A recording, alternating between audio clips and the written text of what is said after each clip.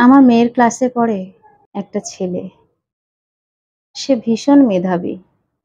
Class 1 থেকে বরাবর সে ক্লাসে ফার্স্ট হয়ে আসছে। তার মায়ের সঙ্গে আমার খুব ভাব। তার মাই আমার সঙ্গে গল্পে, গল্পে অনেক দুঃখ প্রকাশ করল একদিন। তার মা আমাকে বলল, "জানো তো, আমার ছেলে ১ম থেকে ফার্স্ট হয়ে আসছে বলে অনেক গার্জেন আছে যারা আমার ছেলেকে খুব হিংসে করে। তারা আগে আমার ছেলের সঙ্গে এত কথা বলত।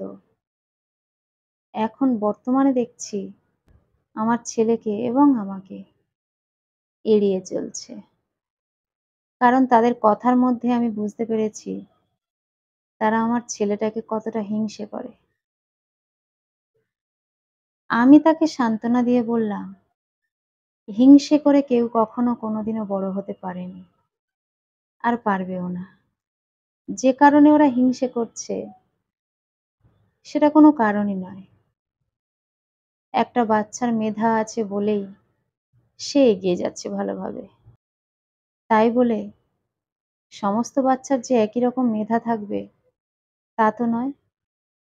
সেই বাচ্চাটির মা বলল, "আমি কিভাবে বুঝি জানো যে ওরা কতটা হিংসে করে?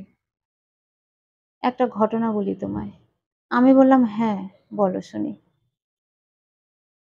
ও বলল, "তুমি তখনও স্কুলে আসোনি। আমি একটু আগেই চলে এসেছি। আমি বসে আছি এবং যেসব গার্জেনদের কথা আমি বলছি তারাও আছে সেখানে। হঠাৎ করে বাচ্চাদের নিয়ে কথা হচ্ছিল। একজন গার্জেন হঠাৎ করে বলে বসল, ফার্স্ট হওয়াটা বড় কিছু নয়। কোনো বাচ্চা এখন ফার্স্ট হচ্ছে, পরে গেলে দেখা যাবে তাকে আর খুঁজে পাওয়া যাচ্ছে না। আবার যারা এখন খুব পিছনের দিকে আছে তারা একটা সময় ভালো কিছু করবে।" এই কথাগুলো শুনে চুপচাপ থাকি। তারপর একজন বলে বসল, "এখন কি পড়াশোনা? এখন কে ফার্স্ট হলো, সেকেন্ড হলো তাতে কিচ্ছু এসে যায় না। সব ক্লাস 8-9 এর পর থেকেই পড়াশোনা শুরু। এসব রেজাল্ট নিয়ে কি হবে? কোন কাজে লাগবে?" তখন আমার শুনে না খুব খারাপ লাগছিল। আমি জানি ওরা যেগুলো বলছে সব কথাই ঠিক। কেউ বলতে পারে না যে ছোটবেলায় ভালো পড়াশোনায় বলে সে বড় পর্যন্ত থাকবে। আবার যে ছোটবেলায় পড়াশোনা ভালো নয় সে বড় পর্যন্ত সে একই রকম থাকবে। সেও বড় হয়ে ভালো হতে পারে। কিন্তু তবুও আমার ছেলে ফার্স্ট হয় সেটা ওরা সবাই জানে। অথচ আমার সামনেই সেই কথাগুলো নিয়ে আলোচনা করছে। কথাগুলো শোনার পর আমারও খুব খারাপ লাগলো। সত্যিই তো। আমি তখন ভাবলাম, তাহলে কি তার ফার্স্ট হওয়াটা অন্যায়? নাকি তার মেধাটাকে ছোট করে দেখতে হবে? সে তো কাউকে নকল করে এগিয়ে যাচ্ছে না। সে ফার্স্ট হচ্ছে নিজের যোগ্যতায়। তাহলে সেই বাচ্চাটাকে এতটা ছোট করে দেখার কারণ কি?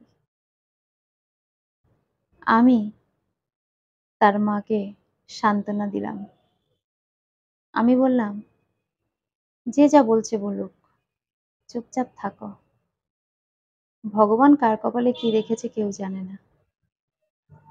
আমরা দুজন যখন এরকমভাবে কথা বলছি, তখন সবাই চলে এলো। স্কুলের ছুটির টাইম হয়ে গেছে। আমরা একটু আগেভাগে চলে আসি, বেশ কয়েকজন। তার মধ্যে আমরা দুজন সবসময় একসঙ্গে বসি। এমতাবস্থায় দুজন গার্জেন এলো। এসে আমাদের কাছে দাঁড়ালো। দেখলাম সত্যি, সত্যি তার সঙ্গে খুব একটা কথা বলছে না কেউ। আমি কথাটা তুললাম। কারণ আমি অন্যায়ের প্রতিবাদ করতে একটু ভালোবাসি। কেউ অকারণে উল্টোপাল্টা কথা বলে দেবে, তাও আবার একটা বাচ্চাকে নিয়ে, সেটা সহ্য করতে পারি না। আমি তখন যারা এসেছে তাদের মুখের দিকে তাকিয়ে হাসলাম। হেসে বললাম, "কেমন আছো? ভালো আছো?" ওরা বলল, "হ্যাঁ।" আমি ওদের শুনিয়ে, শুনিয়ে সেই বাচ্চাটির মাকে বললাম, "সত্যি গো, তোমার ছেলেটা এত ভালো পড়াশোনায়। ও যেন এরকমই থাকে সবসময়। এই আশীর্বাদ করি। তোমার ছেলের তুলনা হয় না। একটা ছেলের না মেধা থাকলে সে কি আর এমনি, এমনি সেই ক্লাস 1 থেকে এখনো পর্যন্ত ফার্স্ট হয়ে আসছে? না গো, সত্যি কথা খুব ভালো ছেলে তোমার। এই কথাগুলো আমি ইচ্ছে করেই বলছিলাম, যাতে আমার পাশে দাঁড়িয়ে থাকা আর সবাই রিপ্লাই দেয়। তার মধ্যে থেকে একজন বলল, "কি বলতো, এখন ফার্স্ট হওয়া, সেকেন্ড হওয়া এসব নিয়ে কিছু যায় আসে না। আসল পড়াশোনা তো ক্লাস 9 এর পর থেকে।" আমি বললাম, "হ্যাঁ, একদম ঠিক কথা বলেছ তুমি। আসল পড়াশোনা সেই ক্লাস 8, 9 এর পর থেকে শুরু। তাই বলে কি তুমি এই বাচ্চাটার মেধাটাকে ছোট করতে পারো?" সে তখন বলল, "না, না, ছোট না, ওইভাবে ব্যাপারটা নয়।"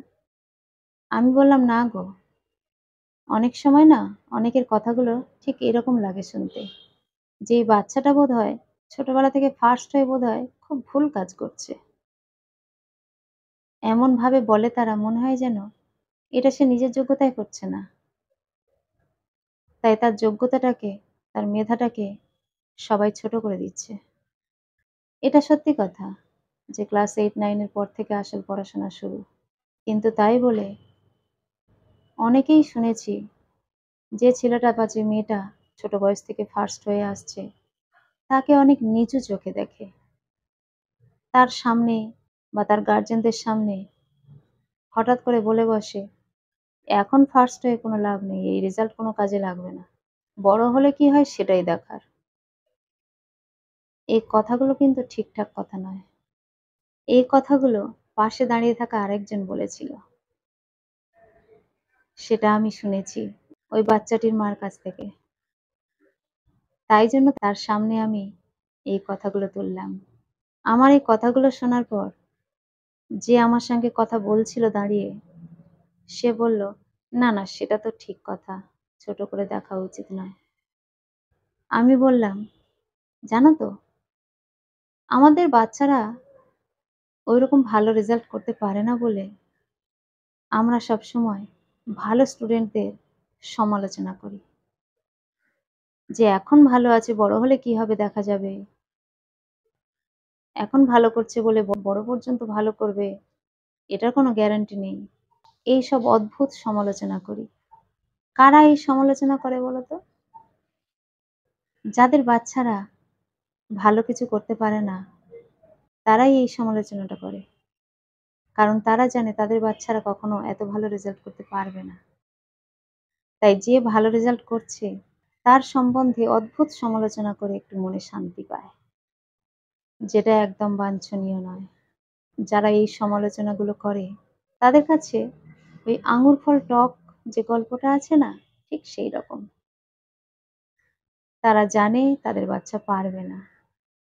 তাই তারা যে ভালো রেজাল্ট করে, তার সমালোচনা করে একটু শান্তি পায়। যারা দুজন পাশে দাঁড়িয়ে ছিল, তারা চুপচাপ আমাদের পাশ থেকে সরে পড়ল। এই কথাগুলো বলার জন্য আমারও মনটা ছটফট করছিল। কারণ আমি আমার বাচ্চাকে সবসময় শিক্ষা দিই, যে ভালো স্টুডেন্ট, তার কাছাকাছি থাকার চেষ্টা করো। সে কিভাবে পড়াশোনা করছে, কেমন পদ্ধতিতে পড়াশোনা করছে, সেইগুলো দেখার চেষ্টা করো। তার মতো পড়াশোনা করার চেষ্টা করো। তাকে হিংসে করো না। কারণ হিংসে করে কখনো কারোর উন্নতি হয় না। বরং যে ভালো, সে যে পথ দিয়ে চলে, সেই পথ অবলম্বন করার চেষ্টা করো। তাতে তোমার উন্নতি হবে। কলমে ও কণ্ঠে, সোমা।